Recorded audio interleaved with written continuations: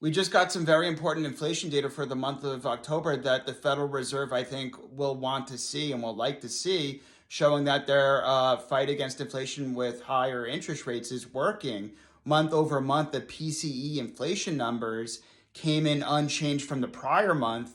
Last month, that was a 0.4% increase. So the fact this came in unchanged is pretty huge. And then month over month for core PCE came in at an increase of 0.2%, in line with expectations, but down month over month from the previous month of 0.3%. And then for the year over year numbers, it came in at 3%, which was lower than the 3.4% from year over year from the previous month. And then core PCE came in at 3.5%, which was in line with expectations, but lower than the 3.7% year over year increase from the prior month. For the year over year number for the headline number, this was the lowest since March of 2021. And then the year over year number of 3.5% for core PCE was the lowest since April of 2021. This shows that the Federal Reserve's work in fighting inflation, slowing down the economy, is unfortunately working. Look, prices are still going up, but the rate of increase of prices going up is going down. So that is some good news. We're seeing some more weakness, though, in the economy. Initial jobless claims ticked up slightly this week, but the bigger issue was continuing jobless claims. That came in a lot higher than estimates at about 1.9 million compared to the 1.8 million estimated.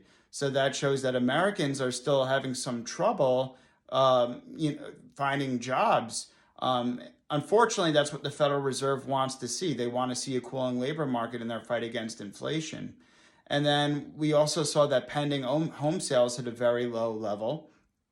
So the housing market is hurting because of this, because housing affordability with high interest rates is really hurting the consumer, especially for Gen Z and millennials trying to buy their first homes.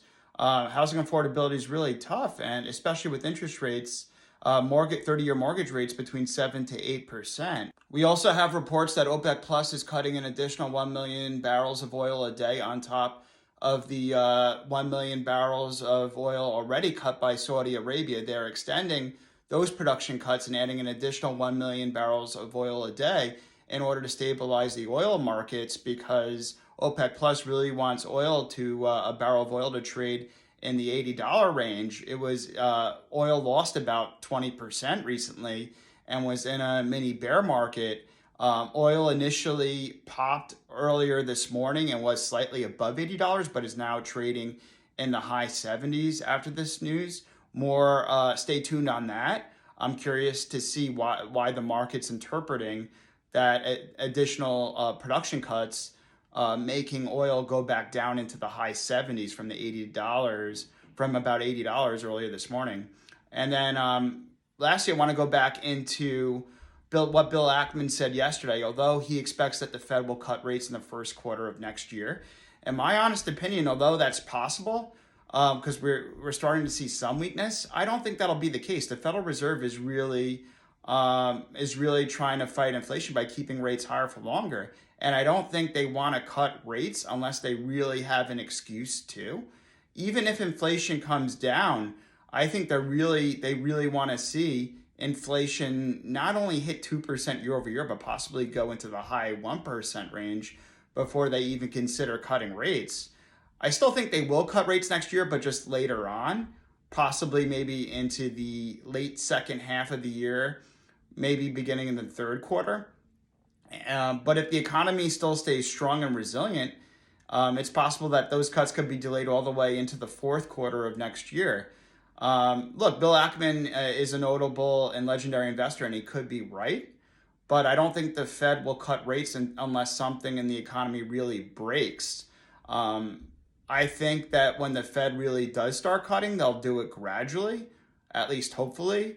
But I personally don't think they'll do it in the first quarter. Right now, the market's pricing in about a 77% chance that the Fed will cut rates in May.